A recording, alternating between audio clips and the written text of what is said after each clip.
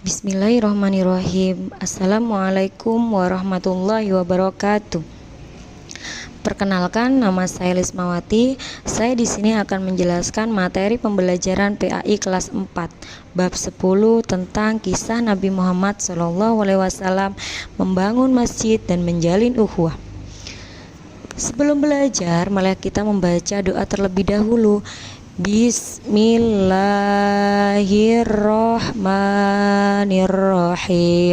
Raditu billahi rabba wa bil islami dina wa bi muhammadin nabiyya wa rasula. Rabbi zidni ilma warzuqni fahma. Amin ya rabbal alamin. Tujuan pembelajaran yang pertama yaitu menceritakan kisah Nabi Muhammad SAW membangun kota Madinah, membangun masjid. Yang kedua, menceritakan kisah Nabi Muhammad SAW membangun kota Madinah, menjalin ukhuwah. Baiklah, untuk yang pertama yaitu Rasulullah membangun Masjid Nabawi. Masjid Nabawi menjadi salah satu masjid yang mengandung sejarah penting bagi umat Islam. Masjid ini dibangun oleh Rasulullah SAW dan dari masjid inilah beliau mulai mengembangkan dakwah dan syiar Islam ke berbagai penjuru negeri. Masjid Nabawi yang terletak di kota Madinah, Arab Saudi, hingga kini menjadi tempat makam Nabi Muhammad SAW dan para khalifah Islam awal. Masjid Nabawi juga menjadi pusat ibadah kegiatan keagamaan di Madinah dan sebagai salah satu destinasi yang biasa dikunjungi oleh umat Islam ketika menunaikan ibadah haji atau umroh. Sejarah awal dibangunnya Masjid Nabawi. Masjid Nabawi dibangun oleh Rasulullah SAW sejak pertama beliau menginjakan kota Madinah. Tepatnya di tempat unta tunggangan Nabi Muhammad SAW menghentikan perjalanannya. Sebelumnya, lokasi tersebut merupakan tempat penjemuran buah kurma milik dua anak yatim bersaudara, yakni Sahal dan Suhail bin Amr, yang kemudian dibeli oleh Rasulullah SAW. Awalnya, masjid tersebut hanya berukuran sekitar 50 kali 50 meter dengan tinggi atap sekitar 3,5 meter. Rasulullah membangun dengan tangannya sendiri, kemudian dibantu oleh para sahabat dan kaum muslimin lainnya. Masjid Nabawi dibangun pada bulan Rabiul Awal. Dibangun selama 12 hari. Fondasi masjid ini terbuat dari batu bata keras. Dindingnya terbuat dari batu bata yang terbuat dari tanah liat. Tiang masjid menggunakan batang pohon kurma. Atap masjid menggunakan daun-daun kurma. Dan sebagian atapnya dibiarkan terbuka dengan tiang penopang yang terbuat dari batang kurma, yang terbuat dari batang pohon kurma. Selama 9 tahun, masjid ini digunakan tanpa penerangan di malam hari. Hanya saja ketika waktu Isya dibuat sedikit penerangan dengan membakar jerami. Pada tahun 7 Hijriah, jumlah umat Islam semakin banyak dan masjid menjadi penuh. Nabi pun mengambil kebijakan memperluas Masjid Nabawi.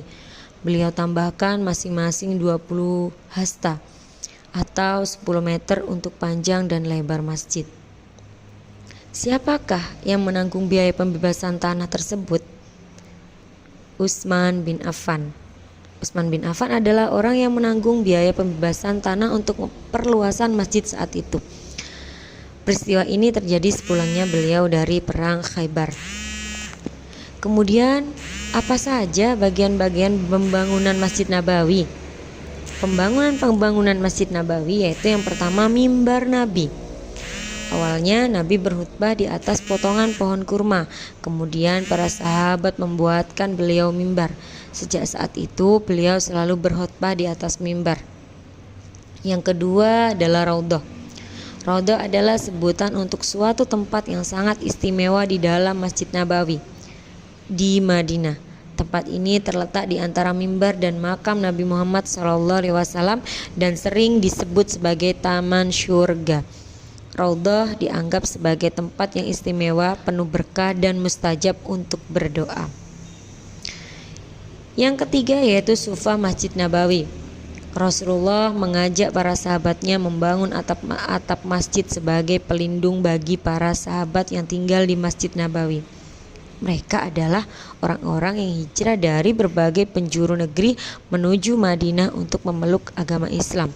Akan tetapi, mereka tidak memiliki kerabat di Madinah untuk tinggal di sana dan belum memiliki kemampuan finansial untuk membangun rumah sendiri.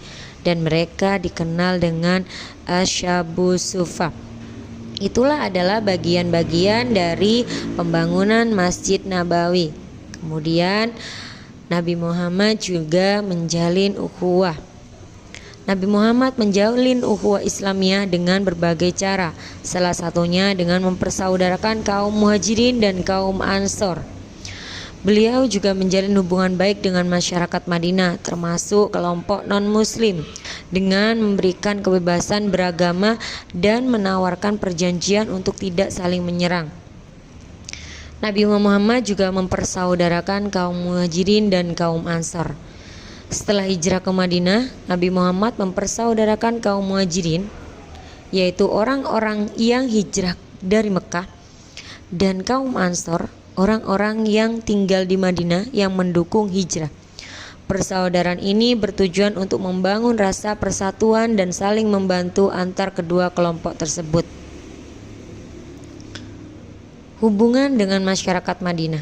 Nabi Muhammad juga menjalin hubungan baik dengan masyarakat Madinah secara luas, termasuk kelompok non-muslim seperti kaum Yahudi. Beliau memberikan kebebasan beragama dan menjalin kerjasama yang saling menguntungkan. Pentingnya ukhuwah Islamiyah. Ukhuwah Islamiyah atau disebut persaudaraan Islam sangat penting dalam Islam karena mencakup rasa cinta, persahabatan, dan saling membantu antar sesama muslim. Ini adalah dasar untuk membangun masyarakat yang harmonis dan saling mendukung. Baiklah, itu adalah penjelasan dari saya tentang pembangunan Masjid Nabawi dan menjalin ukhuwah.